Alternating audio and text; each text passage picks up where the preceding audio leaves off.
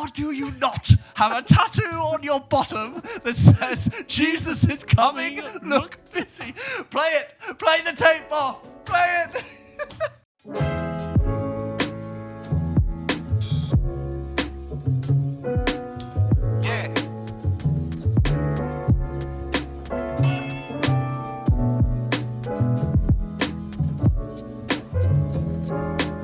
You see that guy who broke into the Queen's house with a crossbow? He had a crossbow. I didn't know that. I mean, like, crossbow aside, it's quite funny that because he's been done for treason. Yeah. I'm like, you can be done for treason. It's like really posh breaking and entering. Yes. You know, the fact that it's still treason, like you are, committing to trying to overthrow the monarchy. It's like, is he organised? Well, he was armed.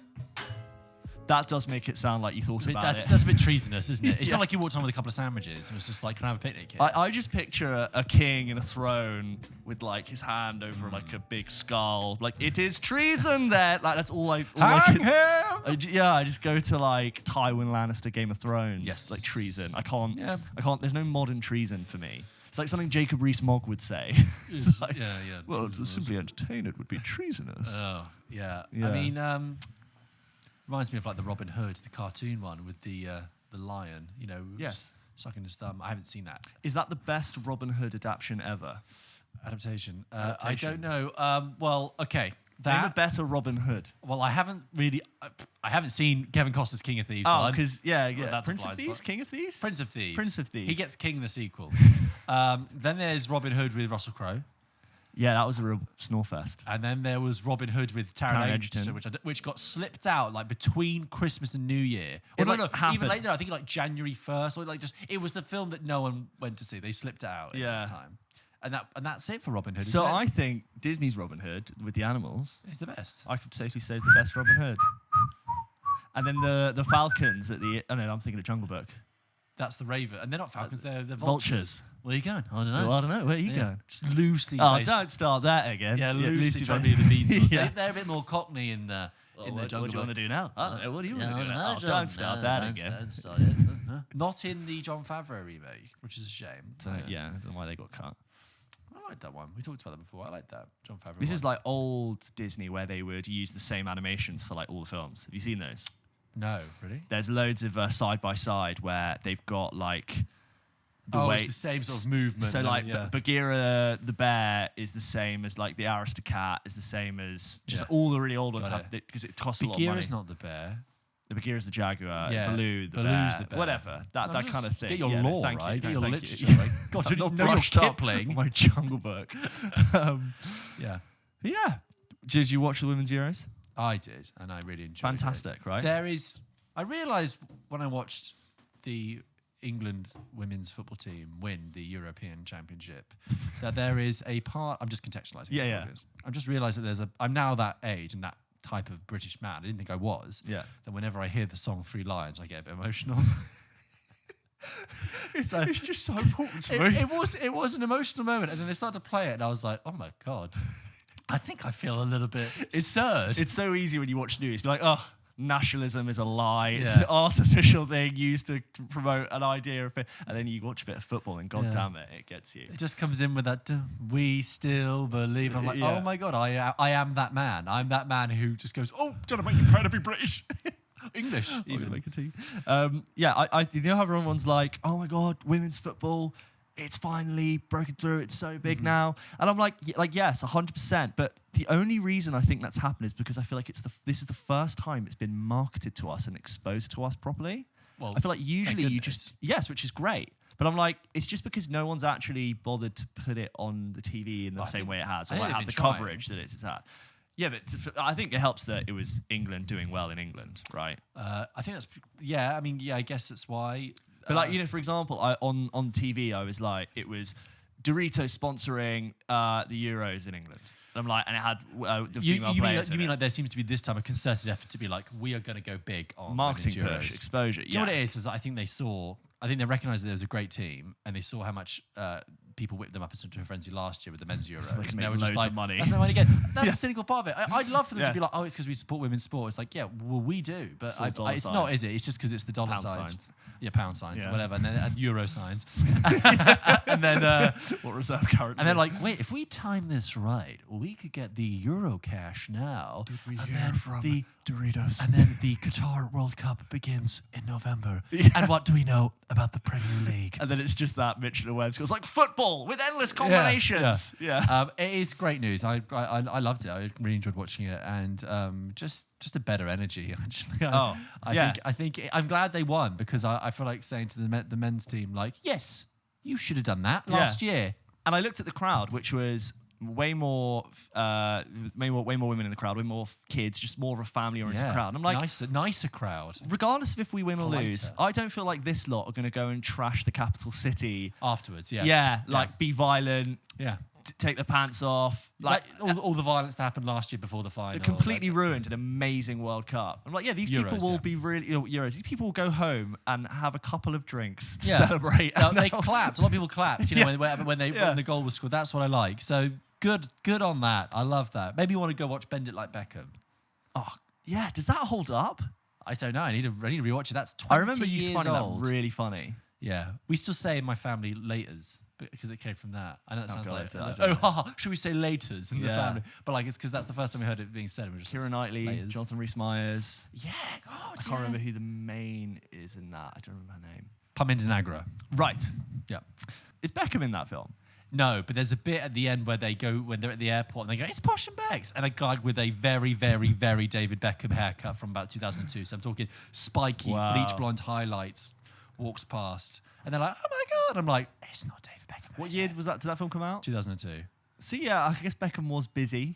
That was the peak of his fame. He was pretty much playing football. Yeah. That was busy doing that. And, he was married to... Whereas you feel like, almost, if it was a little bit later, he almost would have gone, yeah, I'll do a scene. Maybe. Yeah. Like he did. I never saw it. Did you see that King Arthur film? He's in that. Yes, I did see that. And he does the cameo. Apparently got acting coaching for weeks to do it. That one line or whatever. And it's the most distracting. It's funny we never talked about that cameo, but it's a really distracting cameo. I think and they tried to sort of ugly him up for Guy Ritchie's verse, and he's got like a scarred eye, and that's a forgotten film. Yeah, we could do a whole other thing about forgotten films. That's a forgotten film with what's Charlie Hunnam. Charlie Hunnam. I like Charlie Hunnam. Charlie Hunnam. Yes, he's in stuff. He turns up in things. Did you watch The Gentleman, the other Guy Ritchie film with Hugh Grant doing a voice? Yeah, I did. How is he in that? And how is The Gentleman? He's fine. I tell you what, I get pushed clips of The Gentleman all the time. There's one clip. There are films which despite their very obvious lack of success in pop culture box office critically, the clip verse just decides that you will see a clip of this film. Isn't that a thing? And I'm like, is this actually a film really popular then? I mean, amongst it's there's a bits in The Gentleman. There's a bit with Charlie Hunnam where he chases down some guys in South London. I've seen this clip. And he pulls out a gun, which apparently he's been hiding under his coat the whole time. And everyone's like, oh my God, this clip is sick. And I'm like, it's stupid. I've seen this clip in the film. It's stupid. Yeah. That film. You know what I was surprised by The Gentleman though is that it was kind of rubbish by the end. Yeah. But it surprised me how long it took to get rubbish. I surprised myself at how much I was into it before I went, oh yeah, this is rubbish. You're like, maybe this is, and then... I'd say just about over 50% of it. And then I went, oh, this is silly. This is a bit silly. And then that stuff like that happens, and it's like, I heard Hugh Grant has been cast to play Prince Andrew in a biopic. I love that. About the interview that took Prince Andrew down. Well, you don't even need to restage it because it's perfect. Pure cinematic gold on its own. I saw an amazing TikTok where we had our heat wave and it was 40 degrees, and it was look, I know it's hot, but we've all got to be feeling for Prince Andrew today. Trying not to break it's 40 degrees, and he said he couldn't sweat, dripping like an egg sandwich. Yeah. I love the Hugh Grant renaissance. The Hugh Grant. Did you see a Very British Scandal? You loved it. So good. You know what was great about that? I had to watch it for my job. And it was like the best. Yeah, I was doing a research chat with Neil from The Inbetweeners, who was in it for like a scene in the second half, and Blake he was Harrison. promoting it, so I got to see it. Like I got sent an advance copy, and I was like, oh, this is so good. I was like sitting at my desk watching this. Like usually you get sent shit to watch. Like I had to watch a bunch of Poldark or like Corrie. Right. I was like, oh, this is great. Yeah. That's a proper good. I like going into work, be like, I get to watch TV this morning. How exciting! And people were like, Hugh Grant, okay, bring it on. Oh, he's brilliant. Yeah. Anyway, good on the Lionesses. Yeah.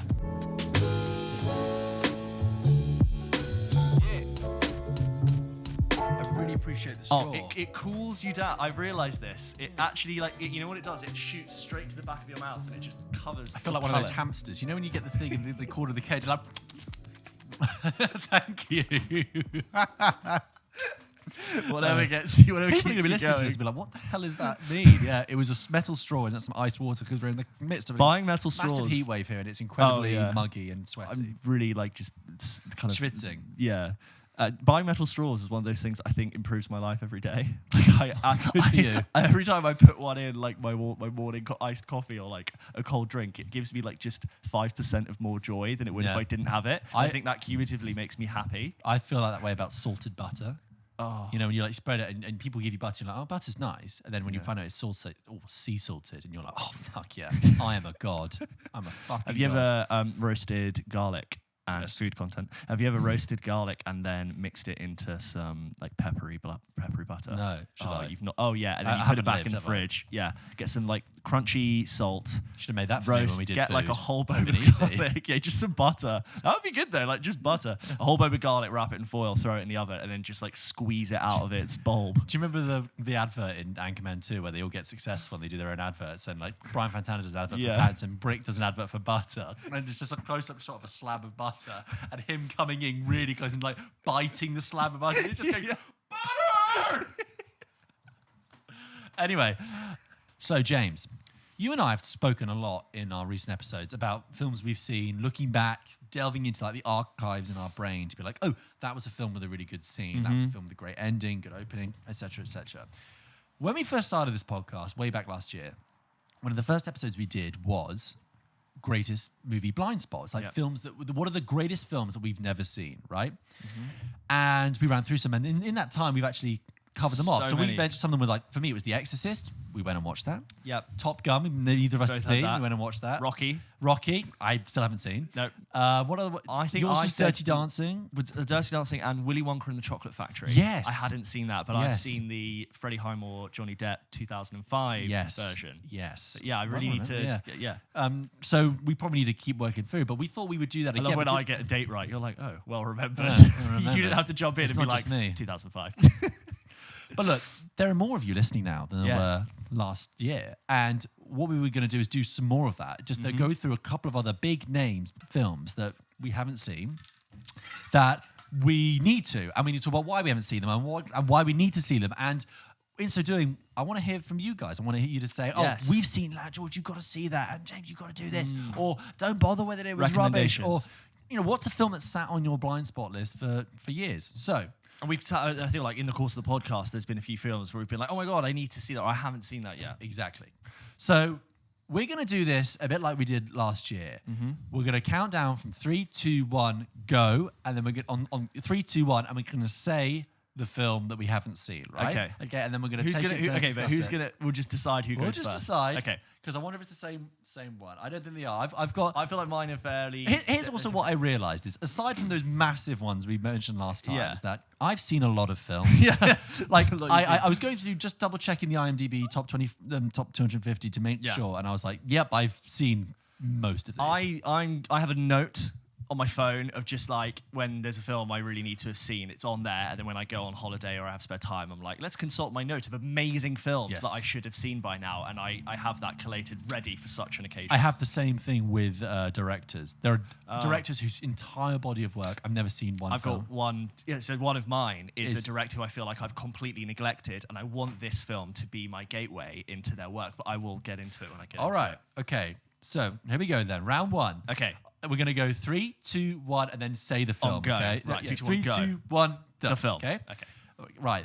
Ready? Film Blindspots. Okay. Films we haven't seen but have been sat around on our watch list for ages. Around. Here we go. Ready? 3, 2, 1. Akira. Seven Samurai. Ah. Yeah, so that's one similar. I haven't seen Seven Samurai at all. Should I go first? Yeah, go for that. So as I said, was it Akira Kurosawa? Because you you confused me with because Akira. the film I mentioned was called Akira. Yeah. Akira Kurosawa is a director whose work I feel like I've completely missed. I think it's such a tragedy. And obviously he's got other great films like Rashomon, Ran, Yojimbo, Ikuru, so many others which I'd really love to see. Seven Samurai came out in 1959. And it is basically about this village which is being raided by bandits, and they employ the help of seven samurai to essentially help protect them, and they train them how to fight. I wish I could tell you more about the plot, but I haven't seen it. But they train them how to fight for when the bandits next come. And I didn't realize, but so the plot of Seven Samurai is one of the first films to utilize that, like we assemble everyone for the fight at the end kind of films. Oh yeah, which is the plot of A Bug's Life. Oh, really? It's the A Bug's Life is basically Seven Samurai, but A Bug's Life. I'm putting a team together to help me fend off the band. Yeah, so Akira Kurosawa is a filmmaker who I feel like I just know the style of so well, which obviously I haven't seen his films, but I feel like I know why that filmmaker is special. And I just, in briefly 5 minutes today, I did some Googling about some of his techniques and why what he's done has been really special. And he really hates to get in the way of an actor's performance. And one of the ways in which he does that is he will shoot his scenes really far away with very long lenses because he doesn't want to have a camera in someone's face. But what that creates is a really distinct look and feel and a sort of perspective, which everyone who's seen an Akira Kurosawa film, which isn't me, knows his fights and the fight scenes and the dramatic tension and the shots and the build-up is all cultivated from that style and the way which he likes to shoot. And I'm just desperate to see Seven Samurai and then hopefully get addicted to Akira Kurosawa. Yeah, I agree. Well, you know, you haven't mentioned that obviously Seven Samurai was then the Magnificent Seven. The Magnificent Seven, which there's an American adaptation, which is it was a Western, right? Yeah. Magnificent Seven. Yeah. One of the most famous westerns. James. Is it a Western? No, it's a documentary actually. I sadly neither have seen any Akira Kurosawa films. For me, actually, the number one I want to see is Ran. Yeah. The only thing that puts me off is it's like 3.5 hours long, but it looks spectacular. That's based off King Lear, I think that one. Right. Okay. Yeah. And it looks fantastic, and everyone is Ran is amazing. I'm like, yes, I know. There are amazing films that look amazing. So I'm like, I should really just see the amazing that I hear is amazing, and everyone says is amazing. I'm like, what am I doing? I need to jump in. And that's good. I mean, and also you're right. Like, it's very like filmy. Like, there's a level of like film knowledge you reach, and you're like, I need to now cross over and like tick off.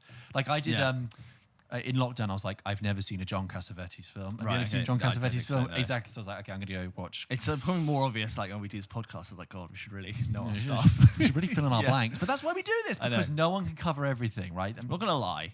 We're not going to lie. We're not gonna, Kurosawa loved his work on Kuro. Seven Samurai. Yeah. Brilliant. Okay, so I mentioned Akira. Have you seen Akira? No, but again, So Akira is a anime from 1988, right? Very iconic, very famous. It's got this very distinctive poster of a guy in red, this motorcyclist, walking down a pavement, and also this shot of him like turning on a red bike, this iconic red bike. And for years, I would just see that around in pop culture, and people would always like, Akira, The Matrix owes a huge debt to Akira. Akira owes a huge debt to Blade Runner, and Blade Runner owes a huge debt to 1984. And it gets mentioned, like I said, in that context, and I'd never seen it. And 30 plus years later, I want to tick off this very famous sort of watershed film that seems to be everywhere. The plot, just so I can describe for people, because I know the plot. Neither do I. That's the thing. I was like, this Akira. Just to say, this is the film that has sat on my watch list the longest. Yeah. Okay. If I have a whole thing on Letterboxd, and I go down there. It used to be Wall-E. And then I watched it. Oh yeah. And then Akira has just sat there. And it's even on Netflix. What is holding me back? You should really do it. I should really like pull my finger out. Anyway, so Akira. The story of Akira is. I hear that Akira has been traded about studios for a reboot for a long time. There was a rumor that Christopher Nolan was going to do an Akira reboot, but that never happened. I think he didn't want to do sort of, take an existing IP like Batman and reboot it, because he'd already done that with Akira. I think he's enjoying his war stuff right now. Good on him. I agree. Also, let it be its own. Yeah. So, Japanese animated cyberpunk action film from 1988, directed by Katsuhiro. Directed by Katsuhiro Otomo. Yep. And It's based on a manga of the same name, so it's set in a dystopian 2019. Do you remember the glory days of 2019? It tells the story of a leader of a biker gang whose childhood friend acquires incredible telekinetic abilities after a motorcycle accident, threatening an entire military complex amid chaos and rebellion in the sprawling future metropolis of Neo Tokyo. Sounds great. Yeah. And also, I think the runtime is a delightful. Oh no, it's 124 minutes. Anyway. Iconic. Sounds awesome. It sounds awesome, and I've seen it around, and I've just, even Googling there just to get the synopsis, it's showing at the Prince Charles in a few weeks, so I should really try and go see it. Do it. I have nothing more else really to say other than... The Matrix and Blade Runner. Yeah. But cooler. Okay. Yeah, sold. Yeah. And as some emails have pointed out recently, asking us about animations, like I do think it's a blind spot. I want to break out of, the Pixar kind of Western field, and... I can't remember, did you like WALL-E? Yeah. Yeah. WALL-E's great. Like, good, WALL-E's good, but that's got like deep philosophical it's got layers no words. about. It kind of does, but yeah. But it there's loads of words. Everyone's like, it's like there's no talking for like the first half. Half. It's fine. But the whole thing about like humans have just like become these like fat, useless pigs that have like destroyed the earth. And I was like, this is great. This is a kids' film. I love that. Like corporate takeover of everything. Good and stuff. Then the Space Odyssey reference. Yeah, just on the nose with the red dot. Yeah, just like, we're just going to do it. We're just going to do it. Okay, brilliant. Right, quick fire then. Let's do another one, shall we? Let's do another one. Right. Yep. Ready? Yep. Round 2. 3, 2, 1. The Cabaret. good, the bad, and the ugly. Yeah. Okay, Cabaret. Okay. I've seen... You've got to go for Cabaret. Well, okay. So I mentioned Cabaret, which is 50 years old this year. You seen it? Yes, I have, but not for film, a long right. time. And then I've seen a play. I've seen Cabaret as a play twice in very amateur contexts. It was put on at my school when I was about 10, Same. and then it was put on at my university as well. Okay. Oh, yeah. Did you come see it? I did. Mate, no, I don't think I did. Was it Smuts in second year? No, I think actually this is my third year. So I wouldn't have been there. So yeah, I'd seen it in these amateur contexts, but I was like, I've never actually seen the full thing. And the reason I wanted to catch up on it is because during lockdown, I watched a really great series called Fosse Verdon, right? So Bob Fosse was the musical kind of muso genius behind, who made Sweet Charity, he made Cabaret, Chicago, and beyond. And as the series follows, him in that dynamic, but points out that actually his ex-wife and then ex-wife, Gwen Verdon, was actually almost, it was like a 50-50 partnership. She has just as much to account for the success of those projects as he does. So Bob Fosse for a long time has been revered, but actually Gwen Verdon has as much involvement, and their relationship and their dynamic is fiery and passionate and so creative, and they inspire things in each other, but also slightly destructive. And there's this whole theme in this series, Fosse Verdon, about their daughter kind of getting lost in the mix. It's very sad. Sam Rockwell plays Bob Fosse, and Michelle Williams plays Gwen Verdon. Really great series, very interesting. But I'm watching it and I'm thinking, I've never seen Cabaret. And there's a whole episode about it, and there's Liza Minnelli coming in. And it's so iconic. And, we know the music, we know the poster, we know the bowler hat and Sally Bowles as a character, and the style of it, and it's pertinent obviously because of it's based on the Christopher Isherwood diaries and his time in Berlin, and the rise of the right and the beginning of the persecution against the Jews. It's just like this is very important subject, and pulling off a musical around that is brilliant. And when you see montages of like great cinema, you see scenes from Cabaret. Yes. The scene of Joel Grey, who plays the MC, on the stage with the women around like him. just the body language of that person immediately tells you that's Cabaret. Yeah. And the theatricality of it, it looks great cinematically. So I was always surprised I hadn't seen it. Also, Joel Grey is the father of Joel Grey in Cabaret, very famous, is the father of Jennifer Grey, who was in Dirty Dancing, which most people know, but I didn't. Anyway, so Cabaret's there, but whilst I'm talking about it, it actually made me realise that Bob Fosse's entire career and Gwen Verdon's is quite lost on me. So I hadn't seen Sweet Charity, which they also did, but that's not as big a hitter. I actually hadn't seen Chicago either, which you hadn't, or you? No, I haven't seen Chicago. Chicago's Sorry. Great. Yeah, that's what I'm being told, but I don't know why. I don't know why I I'd say it's it. one of the better musical to film adaptations. It's really good. Okay. Richard Gere is Billy Flynn. It's just one of the most charismatic. Really? Richard Gere is great. Okay, I definitely want to watch that. Catherine Zeta-Jones. But actually, look, I said Cabaret. And a John C. Reilly in Chicago, who's fantastic. Really? Yeah, just doing a performance. Here? Oh my god! Yeah, he's brilliant. Okay, I do want to watch it.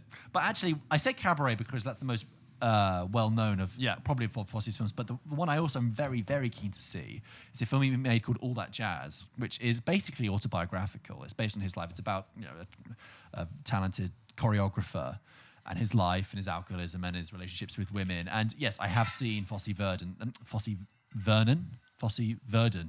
my God. It's so hot today, I'm losing my mind. It's really muggy.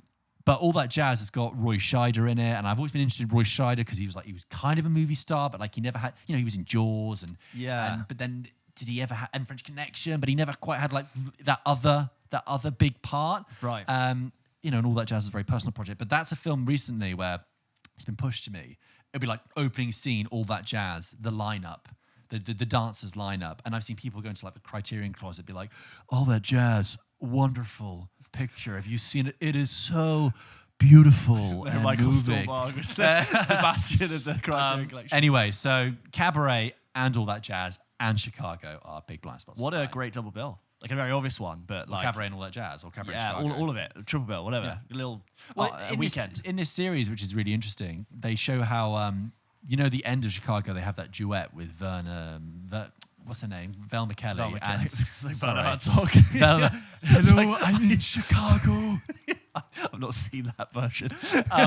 The bit with Velma Kelly and the duet she does at the end, right? Yeah, where they shoot the bulbs. Right. Down, but that was originally meant to be a solo, which Gwen Verdon was going to play on her own, but because she was like 40-ish when she was doing it, she didn't quite have the voice anymore to pull it off. So they made her do it as a duet so that she could split the load. Oh well, Chicago's about like a duet being better than a solo act. That's like the whole thing at the end. Is they're like competing. Well, that was kind of written in, I suppose. Oh right, great. Yeah. Anyway, that was that. Love that. So yeah, my one was The Good, the Bad, and the Ugly.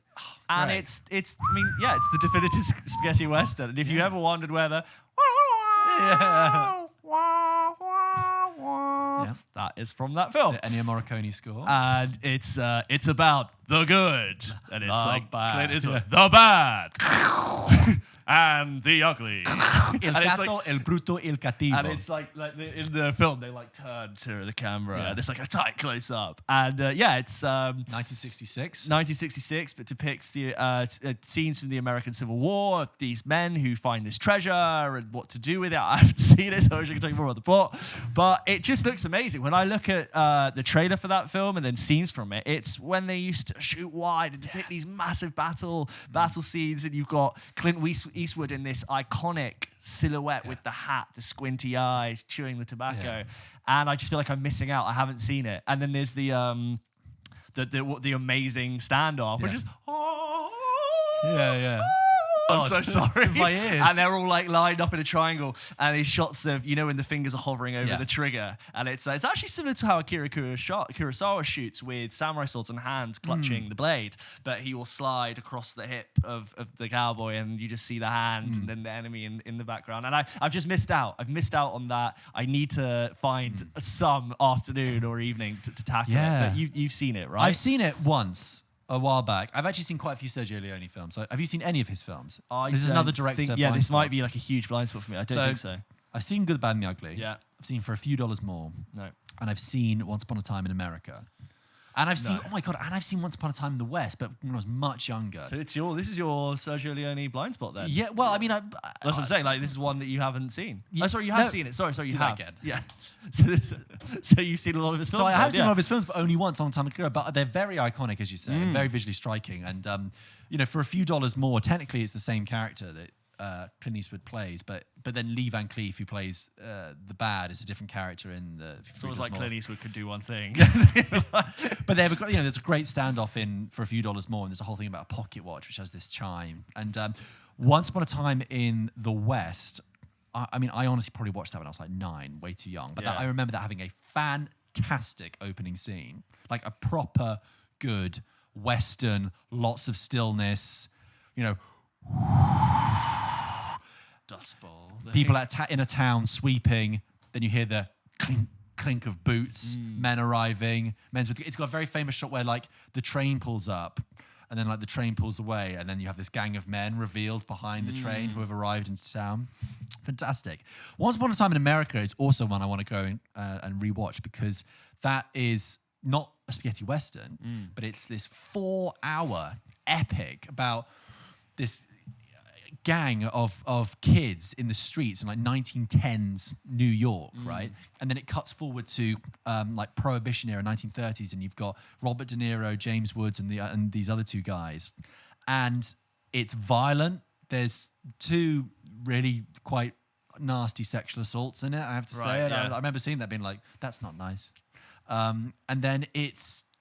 But 4 hours long, and I don't know what I'm going to say because I haven't seen it in such a long time. But so iconic and brilliant. I feel like films back then, when they were long, hell yeah, they deserved to be long. Yes. Like they were telling big stories. Like, did you ever see The 10 Commandments with Yul Brynner? No way, I haven't seen that. Oh, that's like I want to say it's 3.5 to 4 hours, and it's the big epics. It's the Old Testament, and it's like huge extras on screen, like Ramesses and pharaohs and Moses, and the like you'll see like thousands of slaves in the background who are extras, and it's telling the story through like the desert and everything. Like, yeah, but they painted these wooden sets, and look at this amazing thing that they built. Like, you don't want to rush it. Like, whereas like some of the long films that come out today, I'm like, no, you haven't earned it. If you're going to go big, go big. It's got the kind of energy, those big films, of a dad at the end of like a massive Christmas/Thanksgiving meal, pushing through the plates and going, well, I'll tell you a story.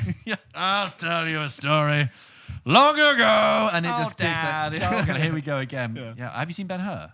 No, I mentioned the other day. No, haven't done that. That's like a similar from the same. Sorry, but yeah, Good, Bad, and the Ugly. Yeah, go see it. I think you'll love it. Although the only thing is, I've just remembered, the odd thing about Good, Bad, and the Ugly, and kind of like Italian films of that era, like all the dialogue is post-synced, post done, right? Because you'll have cast members come in speaking Italian and some people come in speaking English, and then it's just like all overlaid, and that can be very, very like discombobulating. Yeah, I remember when I saw 8.5, right? So it was the Fellini film, right? So Fellini was a big blind spot of mine. Just before lockdown, I went and saw 8.5, and in that you've got somebody speaking. The audio is overlaid, so you know your mind is already disassociating between the two. And even though it's the same words, it doesn't match up with his lip sync. So you've got someone sort of going, and you're like, it's a language I don't understand, being read to me by an actor whose lips don't match up. I'm also trying to read the subtitles. Feel motion sick. You do. I've got a nosebleed. Brilliant. Yeah, that's a big blind spot of yours. Yeah. Right, should we do one more? Let's do it. Okay. Round 3, final round. Ready? Yep. 3, 2, 1. Shallow Footloose. Grave.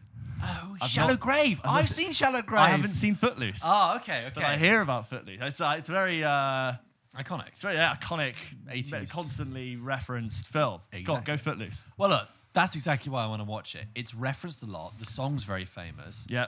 There's a whole joke about it, running joke in Guardians of the Galaxy and Avengers. Yeah. And even Kevin Bacon's And it's reference. like a kind of silly concept, right? Yeah, right. So it's this story about there's like an accident at the beginning which kills like the sheriff's or the mayor's daughter or something, and they ban dancing. It's about a town that bans dancing, and like dancing is illegal, but this guy just wants to dance. He just wants to go.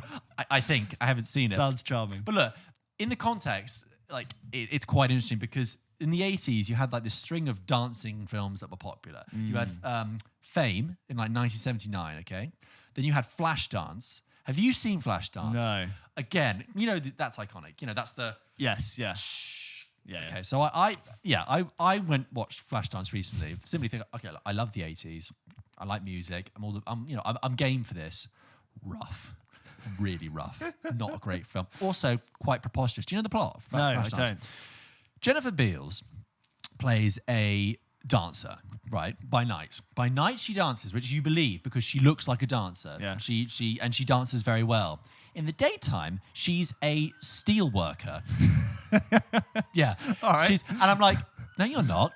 And they're like, no, she works at the steel mill. I'm like, no, because like you would just not. You would look so different. You would be muscular. You would have the believe body of a steel worker. You'd be outdoorsy. Your face would be outdoorsy. Your hands would be chopped to pieces. You can't Use her body, dancing. and there's this bit where she's meant to be like anonymous. Who's that under the mask? The welder mask. She lifts it up and she's like, hi, and I'm like, are you serious? It's like she's there for like work experience. It's so ridiculous. But no one else seems to be bothered by that. But I was like, come on, there's no way that she is a welder. I'm not saying she could not weld. No. But she doesn't look like a make welder. sense to her character. Anyway. Flashdance is really, really not a great film. And there's not even that much dancing in it. But the dance that builds up to at the end is like, not that, whatever. Then you get Footloose, right? Which I haven't seen, about the town that can't dance, right? And that's my blind spot, because then after that you get Dirty Dancing, which I have seen and we've talked about a little bit about, which I like. I have time for Dirty Dancing. Also, that film, they thought Dirty Dancing wasn't going to make any money, and it made like a lot of money, like huge amounts of money. And then I don't know where the dancing kind of trend goes on after that. I don't know if it just petered out with like, diminishing returns. But you have these kind of 4 very famous films, but I haven't seen Footloose, which is one of them.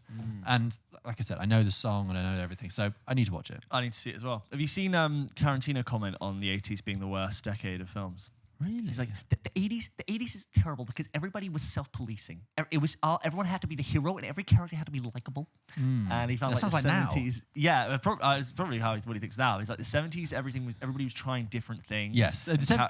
Yes. Yeah, it's like a risky era, and then the 80s, everything became very. We need to like this person. They need to be an asshole for the first 2/3 of the film, and then they need to realize they were an asshole and change. He describes a lot of Bill Murray's films like that. Right.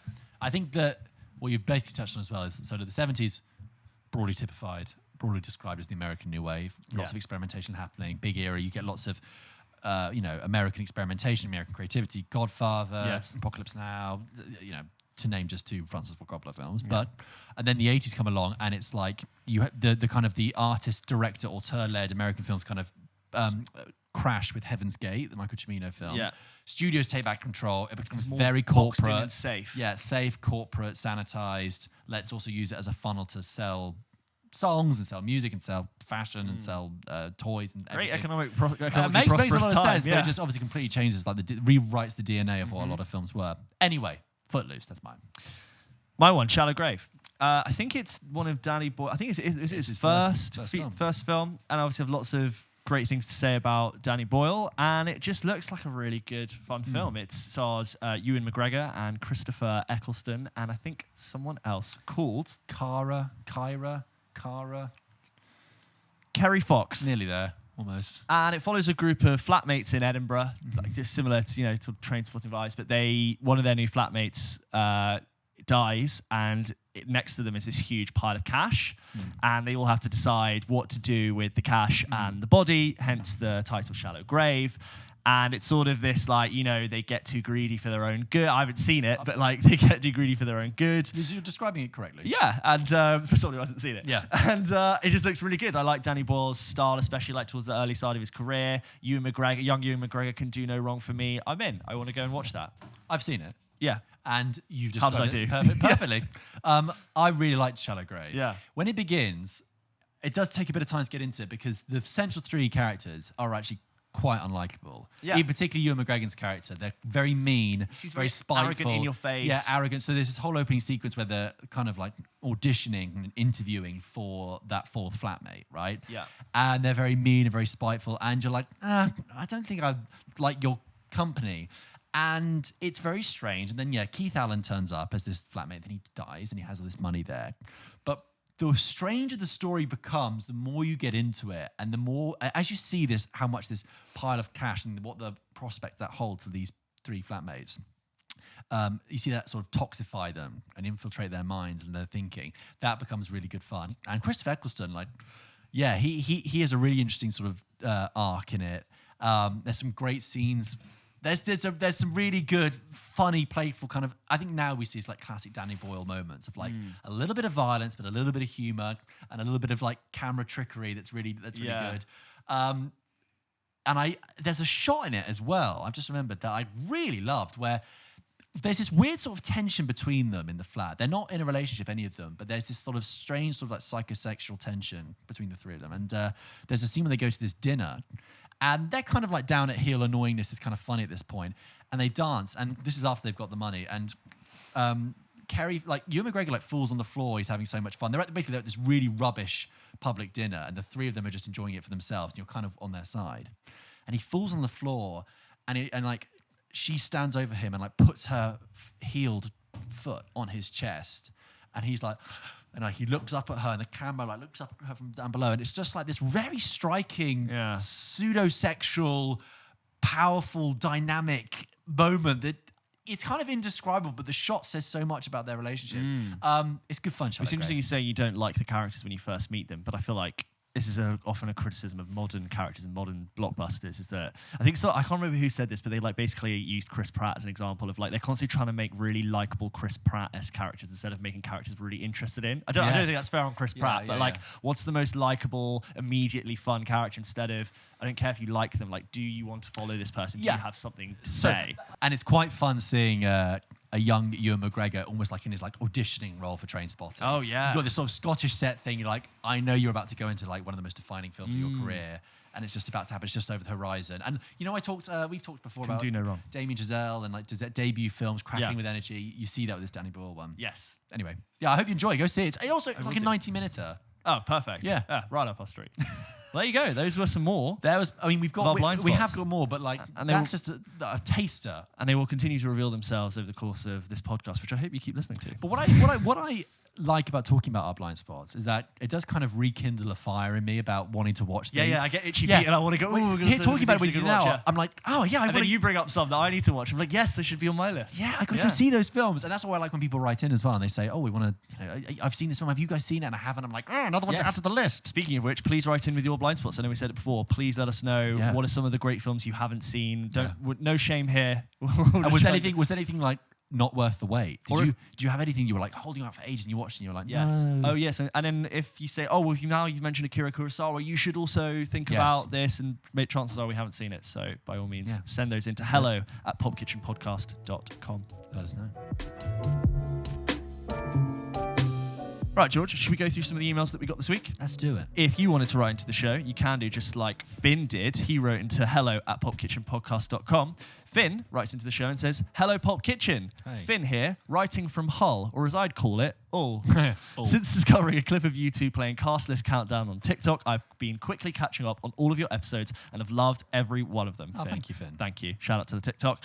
My question is about cinema experiences. A few months ago, celebrating its 50th anniversary, The Godfather was re-released in cinemas. Just a little shout out. Me and George did a rewatch of The Godfather celebrating its 50th anniversary. By all means, go and check that out. When this was happening, I'd never seen any of those films, and I thought that I was watching it for the first time. I thought that watching it the first time... That's a big movie blind spot for him. A great movie blind spot. I thought that watching it for the first time in a cinema would be incredible. However, just before the film started, they showed the name of the film and the age rating. But something was off about it. It read The Godfather Part 2. No. When we questioned staff about it, they said they don't have the file for the first one, and even after I told them I'd never seen the first one, they told me to just watch Part 2. That is like a lazy student just going to Part 2. Obviously, I hadn't, and I didn't, and since then, I've watched the first Godfather movie. My question is, have you ever had a truly terrible experience in a cinema, whether it was because of people talking, as I think you mentioned in the latest Thor movie, or the wrong movie playing? Sorry if this email is a bit long. I just had to tell you this little anecdote. Can't wait to listen to the next episode, and keep up the awesome work. Finn, thank you. Thank you, Finn. You know, I actually have a story fairly similar to this, but slightly different. So I want to say it was 2006, 2007. Okay. And it was a friend's birthday party. And he had, his parents had hired out like a small cinema. Not like a big one. You know, you could get like a small cinema screening for like a birthday party. And we were all really excited to go and see the new Stormbreaker film. Oh, yes. With Ewan McGregor was in it. Is he? He's the uncle. Oh, so Stormbreaker is a book by Anthony Horowitz, which is a book series, which was really popular when you and I would have been kids. And it's currently a TV show. They made it into a TV show. They did. I think like 2020. They made 2 seasons. It's on IMDb TV. I know. Not promising. Anyway, like Alex Rider and the Stormbreaker books, he was like a teen spy, he's 14 years old. Anyway, like we had all read the books and we're so excited to go and see Stormbreaker, starring like Alex Pettyfer. And Mickey Rourke's in that film. I know. Which is pre-wrestler Mickey Rourke. Anyway, I remember like classic, 2006 birthday party. We go to Pizza Hut before. Love it. Everyone's talking about what they're going to do in the Stormbreaker book. And we've all seen the trailer. I think the film's not very good at all. But anyway, we get to the cinema and they don't have the movie. What? And like the mums are like, what do you mean? Like we asked, we wanted to see Stormbreaker, like we had the thing. And they were like, the only other film we have that's age appropriate is Johnny English from 2003. Don't get me wrong, I love Johnny English just as much as anybody else. But by that point, that film was like 3 or 4 years old. And everyone had seen it. And everyone had seen it. So we were just really like blue-balled. And then like Johnny English started and I'm like, oh. And it's somewhat similar in theme, like spy thing. But it was just like, oh, this is... Like, when you've been speaking for 2 hours about how excited you are to see Stormbreaker and you tell your friends at school, like, I'm going to see Stormbreaker this weekend. And then you didn't see Stormbreaker. Oh, I'm sorry, James. Stormbreaker wasn't very good. No, but Johnny English, the first Johnny English is brilliant. I have a song. Yeah, I'll always have a place for that because a bit like you probably watched that a lot when I was a kid. Yes. Always at sleepovers. Had it on VHS. Yeah, that came out, and there are still times now when it gets referenced by people of our age, and I'm always like, yes. Johnny English, like we were talking, was in like a WhatsApp group, and a friend of mine was like, yes, he's a man with 2 scars on the side of his face, the shape of a banana. And his colour is the assailant. He ran in here. The number of times I go to my girlfriend when she says something really stupid, I'm going, we're going to take you back home now, Gunter. Yeah. Boff. Yeah. Boff. And there's the stop it, Boff. There was like, this is like classic uni speak, but there was a guy at uni, I remember, instead of saying something was savage, he would go, that is absolutely Pascal Sauvage. Which is John Malkovich's character. And I was like, I like that. I can't believe it. I've done this. I cannot believe they made 2 sequels to that. I know. Which I will never watch. Do you or do you not have a tattoo on your bottom that says, Jesus is coming, look busy? Play it. Play the tape off. Play it. That is so funny. When the whole of the nation just sees it. It looks like he's put on this video of him. Oh man, I haven't thought about that film in a long time. I'm gonna go rewatch that. Johnny English when he goes into the Ron building and he's holding up all the documents, and Boff is like, "Do you want to come back over here when you're ready, sir?" And he just goes, "Well, congratulations, Rowan Atkinson. Rowan Atkinson. What a talent! He did a film recently on Netflix called The Bee, a series, Man versus Bee. It looked like a film, but it was a series. Yeah, and I'm always like, I will very happily give anything Rowan Atkinson touches a chance, but I've not heard if Man vs. Bee. It looks like the kind of concept I would have expected to be a film, right? But Yes, but it's a series. Anyway, Johnny English, love that. Do you have an example? Well, look, just to answer Finn's point there, that's so lazy, that cinema. Yeah, like good on you for not just going, okay, I'll watch Godfather Part 2. And then also to like, you paid money. Surely you didn't get the incorrect film. Like we haven't got the file. Like the computer says no. I'm so sorry. No. But great that you've gone and seen it now. I hope you enjoyed The Godfather. I don't think I've got a very terrible cinema experience. I've had like people talking, things like that. When I saw Mother. Mother. Yeah, oh God. I saw that with a group of friends, and there was a woman behind us who was talking the entire time, reacting the entire time, and we would have. When you're like, if you're with there's more a lot people, to react to in that film as well. Yeah, none of us really turned around and said anything, and after a while, it became quite entertaining because like she was clearly in the wrong film. I think her boyfriend had gone. It's my night to choose a movie.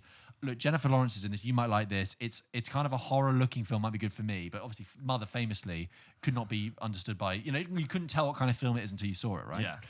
And like throughout the film, she was like, "Oh my God, I don't understand this. What is going on? What's going on? This is mental. This film Which is is mental." exactly what's going on in your head, but you're just not vocalizing not vocalizing it loud. I mean, there's a bit where like there's a close-up of Jennifer Lawrence's face. She was like, "She's so pretty," and then Javier Bardem turns around and she goes, "Oh, he's so ugly." No. I'm like, no. You are wrong about Javier Bardem. You could come to my wine. wine. We will drink wine. We will make love. Nonsense. And that was kind of entertaining. I saw went to the cinema once to see Glass with a friend of mine, and we were talking. This is like an actual like debate point. Yeah, we were talking during the trailers, and we got shushed. No, you're allowed to. Yeah, so we were just chatting. It's a social event. I haven't seen my friend catching up, and they were like, "Excuse me, could you stop talking, please?" First of all, they were sat in our seats, and we had to sit somewhere else. Yeah. And we were like, "It's the trailers. This is allowed as long as you don't talk during the film. Be wary of people talking loudly in the trailers, but when they're quiet when the film starts, I've got no quarrel. You get the talking done then. Get it out. Most films are on the internet. Yeah, you moron. Anyway, no, I agree with you. There you go. This next one is from Matthew, who writes, "Hi guys, Matt here from Manchester. Love the podcast. I've been catching up on the episodes on YouTube. Yay. I don't think I've ever seen you talk about this, but Star Wars famously has the machete order, which people say is the best way to watch the series, even though it's not the release order. I was wondering if there was another series of films where you think there is a better order to watch other than the order they were released. Thanks, Matt." I'm aware of this machete order. Yes, I wasn't, and then I saw this email come in and I had to go and look at it. Do you want to explain it? So the machete order is only using the 5 films, as far as I'm aware, but I'm sure you can add to it. It depends how you want to count. Okay, just a bit, because I had to go up and look up about it. Yeah, okay. And the argument is this: like, if you watch, you've got 9 Star Wars films now, right, across the main series. If you watch them in release order, which is what I tend to tell people to do. Let's say you're sat down with a new person, and we're going to talk spoilers here. So if you haven't seen Star Wars, why are you listening? I'm sure you don't care. Yeah. So if you go to show it to somebody, you say, "I'm going to go show it to you in release order." You got the original trilogy, great. But then their argument is the whole first 3 films of the prequels with Anakin Skywalker, there's no tension there because you know he becomes Darth Vader. Yeah. You know, and you're just stuck with this sulky teen, and it's just like, okay. And the first film you could remove entirely, and the whole thing still makes sense. Exactly. Then there is like episode order, right? Which they say also doesn't really work because when you get to the reveal in Empire Strikes Back that Darth Vader is Luke's father, that's already revealed. You know that because of the prequels and stuff. So the machete order builds like a whole new way of doing it, which, correct me if I'm wrong, James, completely removes Phantom Menace. Yeah. It's like, Phantom Menace, yeah, it has its cool moments, but it's completely extraneous to the narrative. It has no bearing on it. So the running order... You could take it or leave it, and you still have the same understanding of the character. The running of the machete order goes like this. New Hope. Because that is the best introduction to what Star Wars is in the universe is. Totally. And to the character of Luke, and to the idea. And like, Ben Kenobi introducing the Force, perfect. So you got New Hope. Then you have Empire Strikes Back, which ends with, Luke, I am your father. No. And then you stop.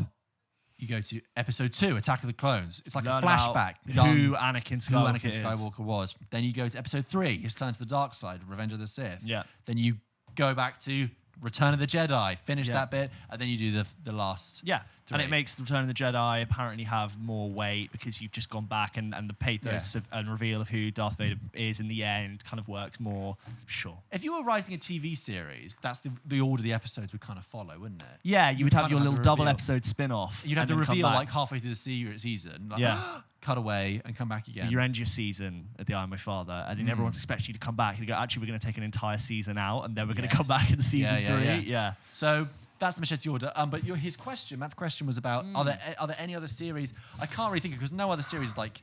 I mean, I'm not going to. Does it the Fast and Furious series? You're going to reorder that? It's like usually when I think of the great franchise or the many top franchises of cinema, I'm usually one to go just don't watch those. Right. Like Terminator, I don't have an order. I'm like, just don't watch some of those. What do you mean? Alien. You mean don't watch them in the wrong order? No, I'm not like, here's the order. I'm like, you should actually just not watch some of these.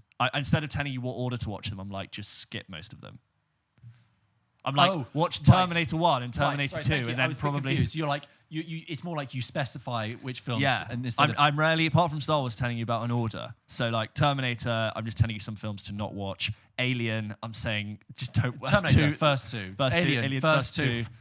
Prometheus at a stretch. No. Alien 3 at a stretch. Fine, yeah. Because at least narratively that closes things. But just like, but the first 2 Aliens, first 2 Terminators, Die Hard 1, Die Hard 3, as we've discussed. I think you can watch. I think Die Hard 2 is good. I think 3 is better than 2. But you could get there and enjoy it. But definitely no 1, more. 2, and 3 are up here, and the rest are down there. Never after 3. No. God, where else do you go? Planet of the Apes. Yeah, you just. But those are just reboots, not part of the same series. That's the thing. Like most of the things I can think of, I'm like, just skip some of these. Yeah. Thank you though for the question. This one is from Dan, who writes into hello@popkitchenpodcast.com, and he says, "Hi guys, I really like your podcast, and it's nice to see that real movie geeks still exist. Love that. Thank you. I would like your opinion on Layer Cake. I personally think it's an underrated movie. Besides that, I think it was the first James Bond glimpse we got from Daniel Craig. Let me know and keep supporting the film lovers. Until next episode, Dan from The Hague. And then it has Verstuurd vanaf mijn iPhone, which I now know probably is Dutch for sent from my iPhone. Wow, that's our first listener from the Netherlands, I believe. Yeah, from The Hague. I haven't seen Layer Cake, but I've heard it recommended to me a million times, and it's Craig's audition. That is another one of those films that I have seen, way too young, and also have clips of it pushed to me on YouTube. Did you know that Daniel Craig did this film before Bond? Well, do you know what it is? I mean, I know I saw it young, but I'd already seen Snatch and Lock, Stock, and I was like, really like those. And it was marketed as being of that ilk, even though Matthew Vaughn is a separate director. And I had that clip that kept playing of Michael Gambon being like, "Welcome to the Layer Cake, son." Just they kept saying that, Layer Cake. And I remember it being quite violent and like quite sexual as well. And when I was a kid, I was like, oh my goodness. Young Ben Whishal's in it. Oh, really? Sienna Miller. Yeah, I remember bits with Daniel Craig. Yeah, I like pre-Bond Daniel Craig in a way, some of his stuff. He's an interesting Enduring actor. Love. He's done loads of stuff. Road to Perdition. Yeah, Road to Perdition's good. What's he doing next apart from Knives Out? You'll have to ask him. Yeah, I will do. He's coming on next week, so stay tuned for that. But Layer Cake, I would be happy to rewatch that. Yeah. That's all the correspondence we had this week. Thank you so much for sending them in. If you wanted to send us a question, you can do by emailing hello@pulpkitchenpodcast.com, or we will do our best to read them out. Sometimes we don't get to you a couple of weeks later, or we've recorded by the time the episode comes out. Thank you very much.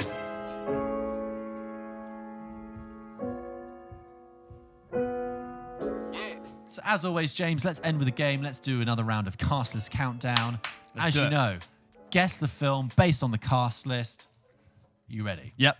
Okay, James. Guess the film based on the cast list. Ready? In 3, 2, 1. Michael Douglas. The Jewel of the Nile.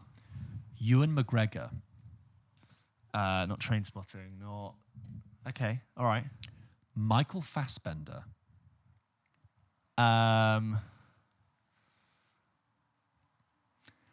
Bill Paxton. This is very confusing. Antonio Banderas. It's a good cast. Oh, like Puss in Boots. Is it animated?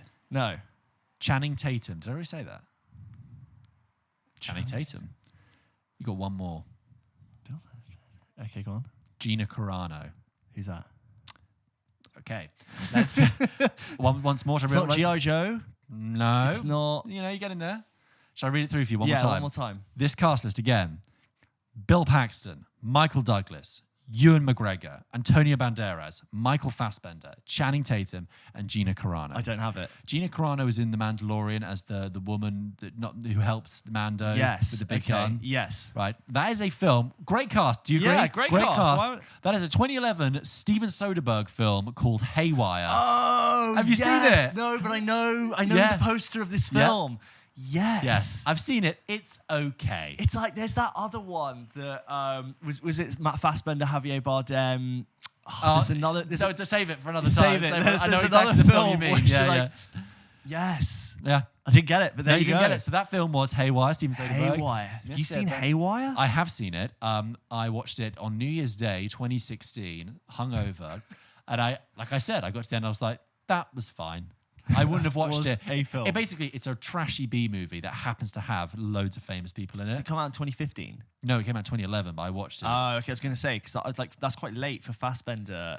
I don't know. I just feel like he was doing different 2011 stuff. Fassbender's like, he's on the rise. He's been in Inglourious Bastards. Yes. He's got Shame coming out that year. Right, yeah. But yeah, mad. God, there you go. What a cast. Michael Douglas. I like all those people, just to run that through. Yeah. I like Michael Douglas. Yeah. Very good in everything. I really like he can do funny, he can do straight. I like that. Ewan McGregor, good in everything we talked about. Channing Tatum, always have time for. Yeah. Good screen presence. He's way more versatile than anyone gives him credit for. I like it when he's funny. Me too. I like it when he's funny. Too. Fassbender. My name is Jeff. Fassbender, we know. It's very good. Can't wait for him to come back. Yeah. Antonio Banderas. Great. Love Antonio Banderas. Do you know when he went and did like a year doing a sculpture degree? No, but I love that he did that. That is fantastic. So Antonio Banderas. And Bill Paxton, much beloved, much missed. Bill Paxton, always good in everything. So, yeah. Antonio Banderas was in the recent Uncharted film, and it was so forgettable. And you have to take a second to be like, that's Antonio Banderas. Yeah, that should be bigger. It should be more of a thing that he's like, not back, he's not gone anywhere, but I'm like, he's the villain in this film. Yes. And it just like really just sleeps through that. Shame. But anyway, that was the film. James, do you want to do it? Should we take us home? Thank you very much for listening to this episode of Pulp Kitchen. Don't forget that we post new episodes of this show every single Wednesday. And as ever, guys, look out for us on TikTok. Look out for us on Instagram. Enjoy all the other bits of content we're putting out there. And don't forget, give us a like, give us a subscribe, give us a thumbs up, give us a star. Whatever you can to support us, we would love it. Thank you so much. And keep sending your emails in. James, have I forgotten anything? Hello at pulpkitchenpodcast.com. We'll see you next week. Yeah, bye!